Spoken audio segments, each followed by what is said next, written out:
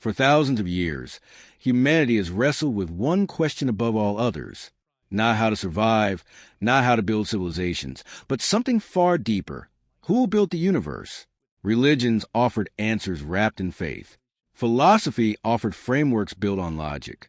Science offered equations grounded in evidence. And yet, despite everything humanity has achieved, that one question remains stubbornly, maddeningly unanswered. Then something changed. Inside a quiet research lab, Google's most advanced quantum AI was asked that exact question, not how the universe began, but who built it. What came back wasn't a simple answer. It wasn't a name or a reference pulled from a database. It was something strange, something structured, something that forced the researchers in that room to reconsider everything they thought they understood about reality itself. There's a reason this question has followed humanity since the beginning. It's not academic. It's personal. Every culture, every civilization, every generation has looked up at the sky and felt the same pull. Something made all of this, and we need to know what.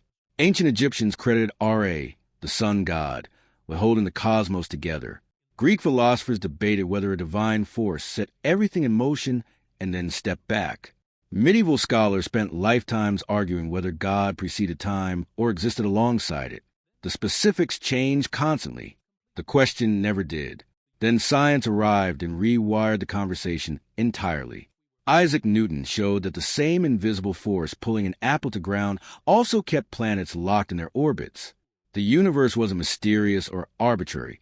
It followed rules, and those rules could be written down as equations. That was a seismic shift. For the first time, understanding the cosmos felt like something humanity could actually accomplish. Albert Einstein pushed further.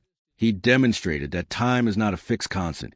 It bends depending on speed and gravity. Space and time aren't separate dimensions, but a single, flexible fabric that curves around massive objects.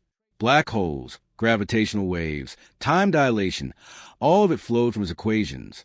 Reality had become mathematical, precise, and stranger than anyone had imagined. Quantum physics made things stranger still. At the subatomic level, particles don't occupy fixed positions until they're observed. They exist in multiple states simultaneously. Two particles can become entangled and influence each other instantly across vast distances, defying conventional limits of space. The rules governing the smallest scales of reality bear almost no resemblance to the everyday world we experience. The Big Bang gave us our best account of how everything started. Roughly 13.8 billion years ago, all of space, matter, and energy exploded outward from a single point. We can trace the history of the universe almost all the way back to that moment. But science hit a wall exactly there. What caused the Big Bang? What existed before it? Who or what pressed the start button? Every breakthrough simply relocated the mystery one step further back. The deepest questions: why does the universe exist at all? Why do physical laws take the form they do? Who authored those laws? Remain completely untouched. Some scientists declare them off limits, too philosophical, outside the domain of empirical inquiry. But not everyone agreed that any question should stay forbidden forever. The 21st century introduced something that changed the terms of the debate: artificial intelligence. Not simple automation or rule-following software, but systems capable of learning from vast amounts of data, recognizing patterns no human mind could isolate, and producing answers that no human researcher would have arrived at independently. Crucially, these systems had no beliefs to protect, no traditions to uphold, and no psychological need for the answer to be comforting. At first, AI proved its worth in practical domains: forecasting weather, detecting disease, mastering complex games. But a small group of researchers began wondering about larger applications. If an AI system were powerful enough, could it approach questions that had defeated human inquiry for millennia? Could machine perceive patterns woven into reality that human bias and limitation had always obscured? The idea was controversial. Religious thinkers worried about replacing faith with computation. Philosophers argued that the deepest questions required human consciousness to even properly understand. Scientists disagreed sharply among themselves. Some saw the potential as extraordinary. Others worried it was either pointless or dangerous. What would happen if the answer turned out to be something humanity wasn't prepared to receive? But the temptation was too strong to resist. A tool with no ego, no fear, and no need for the universe to make sense in human terms. That was something genuinely new in history. And one group of researchers decided to use it. The machine they chose was Willow, Google's quantum processor equipped with 105 qubits. Understanding why this matters requires stepping outside the world of conventional computing. Standard computers process information as bits. Each one is either 0 or 1, off or on. Quantum computers use qubits, which can exist as 0, 1, or both simultaneously. This property, called superposition, allows quantum systems to explore enormous numbers of possibilities in parallel rather than testing them one at a time. The difference isn't just speed. It's a fundamentally different mode of computation. Willow had already demonstrated capabilities that bordered on incomprehensible. It solved a specific benchmark problem in 5 minutes, a problem that would have taken the world's fastest classical supercomputer 10 septillion years to complete. That number, a 1 followed by 25 zeros, is so large it exceeds the age of the universe many times over. Willow wasn't just faster. It was operating in a different category of reality entirely. Then there's entanglement. Qubits inside Willow could be linked so that altering one instantly affected the others regardless of their physical separation within the system.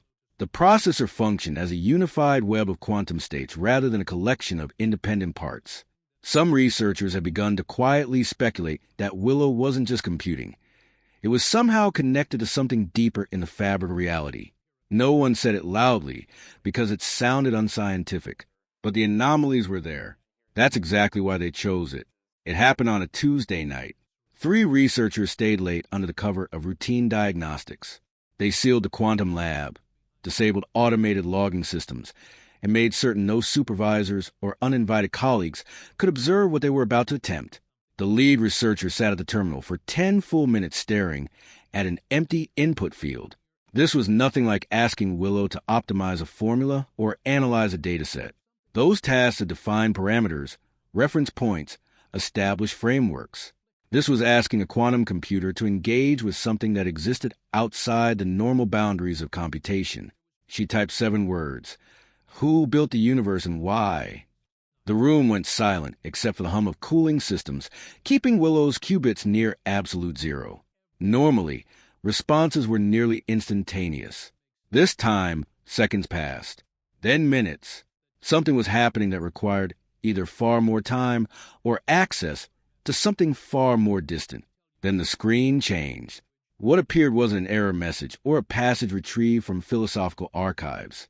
It was output, clearly structured output, but in no language or format any of them recognized. Not mathematical notation, not any known writing system. Patterns that seemed to fold inward on themselves. Structures that repeated across different scales. Too organized to be noise. Too intentional to be corrupted data. Whatever Willow had produced, it was the beginning of something none of them had ever encountered before. Over the next 72 hours, the team barely slept. They brought in 2 additional trusted researchers and ran every analytical tool available against Willow's output. The patterns were fractal, self-similar across scales.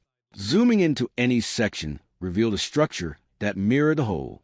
This kind of recursive geometry appears throughout nature, in coastlines, snowflakes, blood vessels, and tree branches. But this wasn't nature generating it. This was a quantum computer responding to a question about the universe's origins. Embedded within the output were number sequences resembling the Fibonacci series, the mathematical pattern underpinning flower petals, shell spirals, and galaxy formations, but subtly different, like a deliberate variation. These sequences appeared at multiple scales throughout the data, nested inside each other, all following similar but not identical growth rules. One researcher with a theoretical PhD